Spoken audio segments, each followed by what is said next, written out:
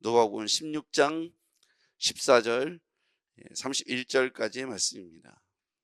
14절 바리새인들은 돈을 좋아하는 자들이라. 이 모든 것을 듣고 비웃건을 예수께서 이르시되 너희는 사람 앞에서 스스로 옳다 하는 자들이나 너희 마음을 하나님께서 아시나니 사람 중에 높임을 받는 그것은 하나님 앞에 미움을 받는 것이니라.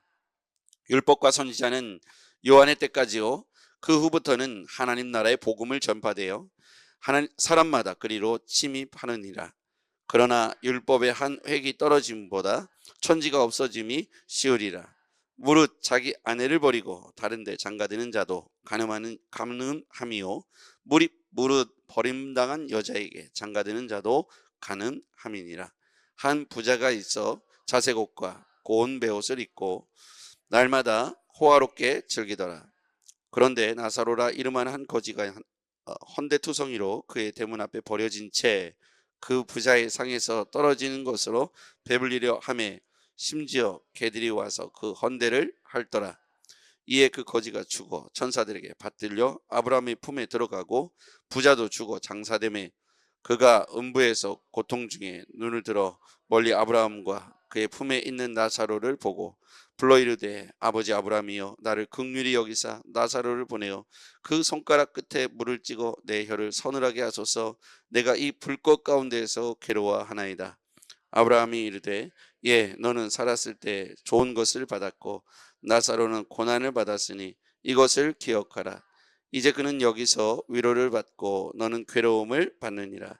그뿐 아니라 너희와 우리 사이에 큰 구렁텅이가 놓여 있어 여기서 너희에게 건너가고자 하되 갈 수 없고 거기서 우리에게 건너올 올 수도 없게 하였느니라. 이르되 그러면 아버지여 구하노니 나사로를 내 아버지의 집에 보내소서. 내 형제 다섯이 있으니 그들에게 증언하게 하여 그들로 이 고통받는 곳에 오지 않게 하소서. 아브라함이 이르되 그들에게 모세와 선지자들이 있으니 그들에게 들을지니라. 이르되 그렇지 아니하니이다. 아버지 아브라함이여 만일 죽은 자들에게서 그들에게 가는 자가 있으면 회개하리이다. 이르되 모세와 선지자들에게 듣지 아니하면 비록 죽은 자 가운데서 살아나는 자가 있을지라도 권함을 받지 아니하리라 하였다 하시니라. 아멘. 할렐루야. 네, 오늘 아침 우리에게 주신 말씀을 통해서 우리 모두에게 은혜와 회복이 있기를 바랍니다. 자, 오늘 말씀에 14절 말씀을 보죠. 바리새인들은 돈을 좋아하는 자들이라 이 모든 것을 듣고 비웃거늘. 바리새인의 태도입니다. 듣고 비웃거늘. 거기 한번 동그라미 쳐보시죠. 듣고 비웃거늘. 바리새인들이 듣고 비웃었어요. 바리새인은 누구입니까? 율법을 준수하고 서기관, 사두개인과 함께 당시의 종교적 최상위의 지도자 계층이었죠. 율법의 선생들, 율법을 가르치는 그런 사람들이었습니다. 율법을 준수하고 그렇기 때문에 그들은 예수님이 하시는 말씀을 오히려 수용하는 것이 아니라 비웃고 있어요. 자신들은 율법을 잘 지키고 있기 때문이라고 생각했기 때문인 것 같습니다. 예수께서 이르시되 너희는 사람 앞에 스스로 옳다 하는 자들이나 너희 마음을 하나님께서 아시나니 사람 중에 높임을 받는 그것은 하나님 앞에 미움을 받는 것이니라. 바리새인들에게 아주 심각한 문제가 있었는데 이들은 하나님 앞에서 의롭다고 칭찬을 받는 것이 아니라 사람들에게서 칭찬받는 것에 익숙하고 사람들에게 높임 받는 것을 좋아했다는 것이죠. 근데 결정적인 것은 그들이 하나님을 속일 수 없었다는 거예요. 그래서 우리는 밑줄을 그어볼 때 너희 마음을 하나님께서 아시나니 거기에 한번 밑줄을 그어보시죠. 하나님은 아신다는 거예요. 그들의 속마음이 진심으로 무엇을 향하는지, 사람을 향하고 있는지, 하나님을 향하고 있는지, 사람에게 높임 받으려 하는지, 하나님께 높임 받으려고 하는지 그들은 하나님은 다 아신다. 근데 사람 중에 높임 받는 것, 그것은 하나님 앞에 미움을 받는 것이 된다. 우리도 이것을 잘 기억해야 합니다. 우리가 하나님을 기쁘시게 하면 하나님의 종이 되고 사람을 기쁘게 하는 존재가 되면 사람의 종이 되는 것이죠. 저와 여러분이 하나님을 기쁘시게 하는 사람이 되었으면 좋겠습니다. 그럼 하나님께서 우리를 높여주시고 우리를 존귀하게 사용해 주실 것입니다. 그래서 우리는 우리 스스로가 우리의 삶을 이렇게 높이려고 하는 것은 어리석은 것이다. 하나님을 속일 수 없다는 거예요. 핵심입니다. 하나님을 속일 수 없습니다. 하나님께서 우리 마음을 아신다는 거예요. 그래서 우리 마음이 어떠한지 하나님은 들여다보시고 계시다는 것이죠. 나의 욕심과 나의 교만, 나의 만족을 위해서 하나님을 이용하고 있다면 하나님이 아신다는 거예요. 나의 만족을 위해서 하나님을 이용하지 말고 주 그리스도를 기쁘시게 하는 그 일에, 하나님을 높이는 그 일에 여러분 우리의 마음을 두시기를 바랍니다. 그럼 때가 되면 하나님께서 가장 존귀한 자리에 우리를 세워주실 줄 믿습니다. 우리가 높아지는 길은 하나님 앞에 인정받는 거예요. 그 하나님이 인정하시려면 우리가 하나님이 기뻐하는 일을 해야겠죠. 신뢰받을 만한 하나님의 종이 되고 제자가 되려면 하나님을 기쁘시게 하는 그 일에 물질도 쓰고 나의 재능도 쓰고 나의 시간도 쓰고 나의 인생을 드리면 하나님께서 우리의 인생을 책임져 주시고 지지하시고 동행해 주실 줄 믿습니다. 성경에 나타난 역사는 바로 그거예요. 이스라엘이 하나님과 동행했던 역사는 평온했고 축복의 인생이지만 한눈을 팔고 우상 숭배에 빠지고, 바리새인들은 끊임없이 이전에도 보면 이 율법을 준수했던 세대, 그 세대를 보면 하나님을 잘 섬긴다고 하면서 결국 우상 숭배에 빠졌잖아요. 그래서 끊임없이 구약 시대를 보면 이 역사에 계속 반복입니다. 평온의 시대를 지나면 계속해서 이렇게 우상 숭배에 빠졌고, 이 우상 숭배의 죄로 인하여서 하나님께서 이스라엘에게 고통 중에 이웃 나라를 통해서 바벨론이라든지 아수르라든지 바사라든지 이런 나라를 통해서 이스라엘을 침략하게 하고 이스라엘이 유린당하면서 그제서야 하나님 앞에 회개하고, 이런 일들이 역사가 반복했다는 사실을 우리가 알고 있습니다. 바리새인들은 그렇게만 하면 율법을 잘 지키기만 하면 하나님을 잘 섬긴다는 생각을 갖고 있었던 무리이죠. 그런데 하나님께서 그들의 위선을 다 아신다고, 하나님은 다 중심을 아신다고 말씀하시면서 이렇게 말씀하시죠. 16절, 율법과 선지자는 요한의 때까지요. 그 후부터는, 거기서부터요, 하나님 나라의 복음이 전파되어 사람마다 그리로 침입하느니라. 하나님 나라의 복음 전파, 그러니까 율법과 선지자 요한의 때, 예수님 이후로는요, 하나님 나라의 복음이 전파되어 사람이 그것을 통해서 들어올 수 있다는 것이죠. 17절, 그러나 율법의 한 획이 떨어짐보다 천지가 없어짐이 쉬우리라. 율법이 사라지는 것이 아니고 율법이 완벽하게 온전하게 지켜지는 때가 언제냐? 예수 그리스도 이후라는 거예요. 예수님은 오히려 율법을 준수하고 율법을 따라서 율법 안에서 복음을 전하는데, 너희들은 외식과 가식으로 율법을 통하여서 사람들을 속이고 있다는 것이죠.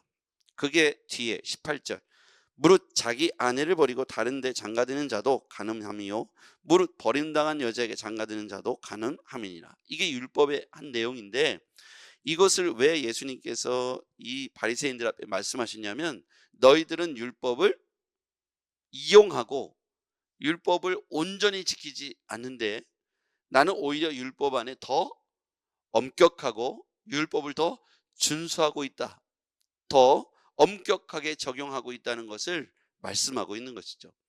바리새인들은 오히려 눈속임을 통해서 사람들에게 높임 받으려고 하지만 예수님은 그 중심을 보시면서 오히려 율법이 더 엄격하게 예수님 이후에 지켜지고 있다고 말씀하고 있는 것이죠. 그러면서 부자와 거지의 비유를 통해서 이들을 깨우치시려고 하십니다. 부자와 거지의 비유, 부자와 나사로가 나오죠. 이 부자와 나사로의 이야기에서 보면 이 땅에서 부귀를 누리지만 하나님이 주인이 아닌 삶의 치유는 비참하다는 거예요. 그게 언제 깨닫냐면 죽음. 이 땅에서 모든 것을 누리고 부귀를 누렸지만 그의 인생이, 자신이 주인된 인생은 부자로 등장합니다. 이 부자는 자신의 인생이 영원할 것 같지만 죽음 이후에 비참하게 되죠. 그런데 살아서 비참했던 나사로라는 이름의 거지는 대문 앞에 버려진 존재였고 부자의 상에서 떨어진 음식을 통해서 먹고 살려고 했는데 참 비참한 인생이죠. 그런데 이들이 동시에 죽습니다. 죽음 이후에 반전이 일어나죠. 부자는 어떻게 됩니까? 나사로를 보면서 나사로를 부러워하죠. 그리고 아브라함이여 나에게 저자를 보내서 내 입의 혀끝에 물 한 방울만 죽여주십시오 라고 하는 비참함이 들어오고 시작됐죠. 근데 나사로는 어떻게 됐습니까? 그가 아브라함의 품에 안겨서 안식을 누리고 있다는 것이죠. 그러면서 이 상황이 죽음 앞에서 반전됩니다. 하나님과 관계없는 물질, 하나님과 관계없는 열정, 하나님 앞에서 아무것도 아닌 이 물질과 시간과 열정, 이 모든 것들이 자신을 위해서 소유되어지고 자신이 주인 노릇하고 자신이 그것을 마음껏 휘두른 사람의 최후는 죽음 앞에서 끝이 난다는 거예요. 그래서 저는 19절부터 이렇게 쭉 31절까지 읽으면서 한 단어가 떠올랐어요. 후회입니다. 후회. 부자가 후회하죠. 그러면서 부탁을 하나 합니다. 아버지여 구하노니 27절 이하. 아버지의 구하노니 나사로를 내 아버지의 집에 보내십시오. 나사로는 죽었는데 어떻게 내 집에 보냅니까? 근데 그 이유가 있었어요. 내 형제 5이 있으니 그들에게 증언하여 그들로 이 고통받는 곳에 오지 않게 하소서. 나처럼 이렇게 고통받는 곳에 내 형제들이 5이나 오지 않았으면 좋겠습니다. 이렇게 말을 하죠. 그럼 나사로를 왜 보내달라고 했을까? 그들에게 30절 같이 읽어볼게요. 시작. 이르되 그렇지 아니하니이다. 아버지 아브라함이여 만일 죽은 자에게서 그들에게 가는 자가 있으면 회개하리이다. 나사로가 왜 가야 되냐면 죽은 사람이 본 것을 가지고 야 가보니까 니네 형은 이렇게 됐더라. 내가 가보니까 나는 저 낙원에 가서 하늘나라에 가서 편안한 안식을 아브라함과 함께 누리고 있는데 아니 니네 가족, 니네 형, 니네 동생은 지금 저기에 가서 저렇게 고통당하고 괴롭게 되는 걸 내가 두 눈으로 똑똑히 보고 왔으니 오늘 너희들이 회개하고 속히 돌이켜서 주의 복음을 들으라. 이렇게 죽은 자가 다시 그들에게 가서 말을 하면 들을 것 아니겠느냐라고 후회하고 있는 거예요. 그런데 예수님은 이렇게 말씀하십니다. 29절 아브라함이 이르되 그들에게 모세와 선지자들이 있으니 그들에게 들을지니라. 모세와 선지자가 이미 말씀했음에도 불구하고 그들은 듣지 않았다는 거죠. 여러분 주의 복음이 떨어지지 않아서 못 들은 것이 아니라 그들 가운데 들려졌지만 부자는 평상시에는 이 말이 들려지지 않았다는 거예요. 그러면서 죽은 사람이 나와서 이야기하면 믿을 것 아니겠습니까? 라고 후회하는 것이죠. 우리는 하나님 말씀을 성경을 통해서 신뢰하고 배우고 익히고 있습니다. 주의 말씀이 우리 가운데 들려지는 이 순간에 후회가 남지 않은 행동은 뭐냐면 오늘 우리가 예수 그리스도를 영접하고 우리만 영접하는 것이 아니라 죽음 이후에 후회하게 될 사람들에 대하여 복음을 전하는 그 일에 우리가 함께 하기를 주의 이름으로 축복합니다. 내 형제자매 중에 내 이웃 중에 내 친구 중에 아직 복음을 듣지 못하고 주의 자녀가 되지 못한 사람들을 속히 복음을 전하여 그들도 예수 믿을 수 있도록 죽음 이후에 후회하지 않도록 그들에게 살아있는 예수 그리스도의 말씀을 전해 주었으면 좋겠습니다. 죽은 자가 그들에게 전해주면 믿을 것이라는 것이죠. 누구나 의심하고 믿지 않기 때문입니다. 그런데 이 땅에서의 삶은 굉장히 유한하고 짧잖아요. 점과 같은 인생이잖아요. 우리도 생각해보면 어렸을 때부터 지금까지 휙 지나간 것 같아요. 우리의 때가 그렇게 길지 않습니다. 언젠가 우리도 이 성경에 등장하는 부자와 나사로의 죽음 이후에 우리도 등장하게 될 것 같아요. 바리새인들은 예수님의 말씀을 듣고 비웃고 있습니다. 그들은 이 부자의 위치에 있는 것이죠. 예수님의 말씀을 듣고 비웃습니다. 천국 복음을 받아들이지 않았습니다. 여전히 그들은 율법을 준행한다고 말하면서 사람들을 눈속임하며 사람들 앞에서 높아지려고 사람들의 눈을 주목하는 그 일에 역시 관심이 많습니다. 우리의 삶에도 주의 복음을 들어서 이 복음 앞에서 온전해지기를 주의 이름으로 축복합니다. 이번 주 토요일에도 우리가 공원에서 전도를 하고 가능하면 거기서 예배를 드려보려고 그래요. 아이들이 또 그 엄마들이 많은데요. 우리의 역할은 주의 복음을 전하는 것까지입니다. 그들이 교회에 나가서 예배를 드리고 또 하나님의 자녀가 되는 건 그 다음의 문제죠. 우리는 주의 복음을 나누고 전하는 것입니다. 땅끝에게 가서 복음 전하라고 하셨어요. 너희는 그러므로 모든 족속으로 제자를 삼아. 그래서 우리는 저 땅끝까지 가서 복음을 전해야 되는데 그들이 땅끝이 우리에게 다가왔어요. 우리 주변에 있습니다. 이 다가온 땅끝에게 우리는 주의 복음을 전해야겠습니다. 그것이 하나님을 기쁘시게 하는 일인 것이죠. 하나님을 기쁘시게 하면 하나님께서 우리와 함께 하십니다. 그래서 좀 제가 이번에는 도구들을 많이 준비했어요. 토요일 날 오후 2시에 공원에서, 저 밑에 천수당 공원에서 도구들을 이용해서 또 아이들을 이렇게 불러 모으고 다 같이 의자에 앉아서 복음 듣는 시간을 기획해 봤습니다. 여러분 그 시간을 내서 같이 복음을 전하시거나 아니면 제가 진행하는 그 일에 동역해 주시고도 충분합니다. 그리고 의자를 깔아야 되고 아이들을 불러 모아 엄마들을 초청해야 돼서 돕는 손길이 많이 필요합니다. 오시면 저를 도와주시고 우리 김지영 팀, 우리 간사님 도와서 우리 전도팀이 한번 힘을 얻어서 복음을 전하는 그 일에 집중하면 하나님께서는 우리의 삶을 책임져 주실 거예요. 이게 바로 그의 나라와 그의 의를 구하면 이 모든 것을 너에게 더해 주시라는 메시지입니다. 우리가 주를 위하여 주의 나라와 주의 복음을 전하는 그 일에 함께 동역하기를 바랍니다. 기도하겠습니다. 전능하신 아버지 하나님 감사합니다. 주의 복음을 전하는 그 일에 우리가 함께 하기를 원합니다. 왜냐하면 후회할 사람들이 우리 지천에 깔려있기 때문입니다.